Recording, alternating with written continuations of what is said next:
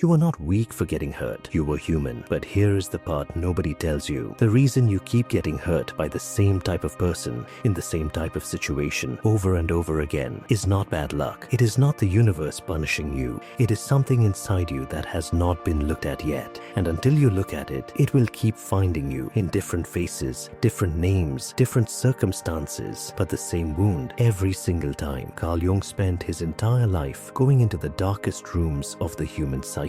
Not to make people feel better, but to make them see clearly. And what he found in those rooms changed everything we thought we knew about pain, healing, and why certain people seem to attract suffering, while others, having endured the same storms, somehow emerge untouchable. Not because life stopped being hard, but because something inside them fundamentally changed. This is that change. And by the time this is over, you will understand exactly why you were hurt and exactly how to make sure it never reaches you the same way again. The first thing Jung would tell you, and this is the hardest thing to hear, is that the people who hurt you were not random. They found you because something in you recognized something in them. Not consciously, not with any intention, but deep beneath the surface, at the level of the psyche that operates without your permission, there was a familiarity, a pattern, a wound in you that their behavior fit into perfectly, like a key into a lock you did not even know existed. Jung called this the complex. Not a flaw, not a weakness. A complex is simply an unresolved emotional experience, something painful that happened, that was never fully processed, that got buried in the unconscious, where it continued to operate in silence, shaping who you were drawn to,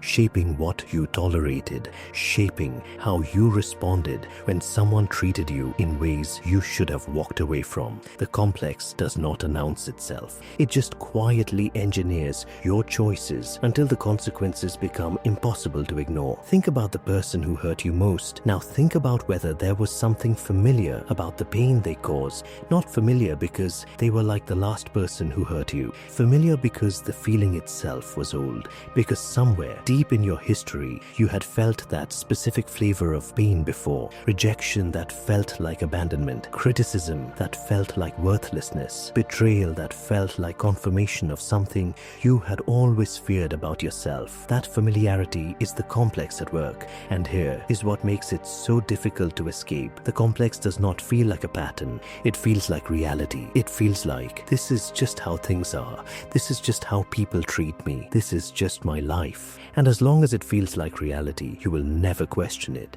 You will only survive it over and over again, wondering why your story never seems to change. But here is where Jung shifts everything. He did not believe that understanding your pain was enough to heal it. Understanding is the beginning, not the destination. What actually transforms a person, what actually breaks the pattern at its root, is something Jung called individuation, the process of becoming fully yourself, not the self that was shaped by your wounds, not the self that was built around someone else's needs or cruelty or abandonment, the self that exists underneath all of that, the one that was always there, waiting, patient, real.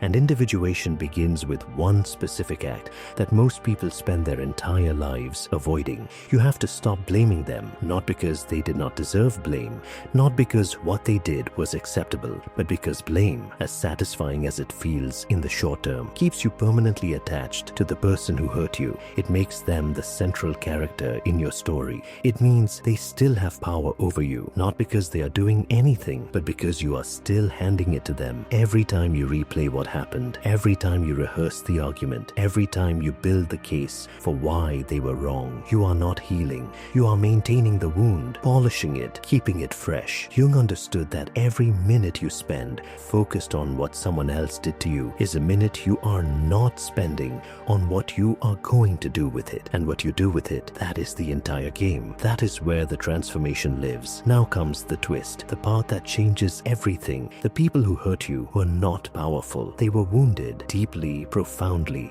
often invisibly wounded, and they did not know how to carry that wound without passing it on. This is not an excuse. This is an explanation. And explanations, unlike excuses, are not meant to protect the person who caused the damage. They are meant to free the person who received it. When you truly understand that what was done to you came from someone else's unexamined pain, when you see that their cruelty was a symptom, not a verdict, something releases. The story changes. It is no longer, I was broken by this person. It becomes, I was touched by someone else's brokenness, and now I have a choice about what to do with that contact. That shift from victim of someone's darkness to witness of it is the moment the wound loses its grip. But Jung would push you even further, because there is one more layer underneath this that almost nobody reaches. The reason their wound could reach yours is because your wound was there to be reached. And that wound, your wound, has a history that has nothing to do with them. It began before them. It was built by experiences that shaped what you believed about yourself, about love, about whether you were safe in this world. And every person who hurt you afterward simply confirmed what that original experience had already written into your nervous system. So the question is not just how do you protect yourself from the next person. The question is, what do you believe about yourself that keeps making you available to be hurt in this specific way? This is shadow work. This is the thing Jung dedicated his life to, not the comfortable exploration of your strengths, but the unflinching excavation of the beliefs, the fears, the stories about yourself that live below the surface and quietly run your life from the basement. The belief that you are too much. The belief that you will eventually be abandoned by anyone you let loose. The belief that your worth depends on what you produce for others. These beliefs are not truths. They are conclusions drawn by a younger version of you from experiences that were painful and real, but were never the whole story. And the moment you drag them out of the basement and into the light, the moment you look at them directly and say, I see you, I know where you came from, and I no longer need to organize my life around you, they begin to lose their power. This is how you become someone that nothing and nobody can hurt the same way again. Not by building walls, not by becoming cold or untrusting or closed. Walls keep the wrong people out, yes,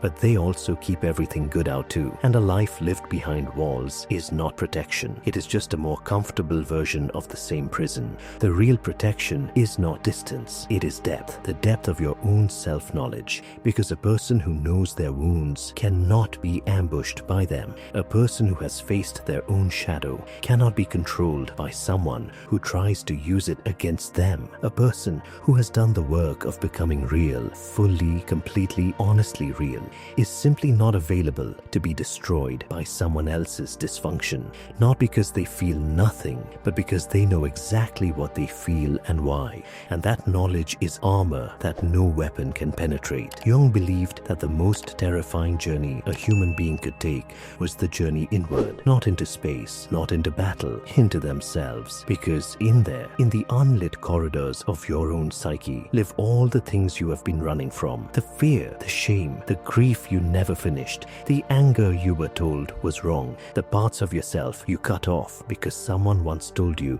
they were too much or not enough. But in there, in exactly the same place, lives the most powerful version of you that has ever existed. The version that does not need to be chosen to feel worthy. The version that does not shrink to make others comfortable. The version that can receive pain without being defined by it. The version that can love without losing itself. The version that can be hurt because all living things can be hurt, but that heals faster, forgives more wisely, and never, ever hands the same person the same access twice. That is not invulnerability. That is something far greater. That is wholeness, and nobody, not a single person, not a single experience, not a single wound from your past or your present can take wholeness from someone who has claimed it. Go inward, face what is there. Do the work that most people spend their lives finding clever ways to avoid. Not because it is easy, it is the hardest thing you will ever do, but because on the other side of that work is a version of you that nothing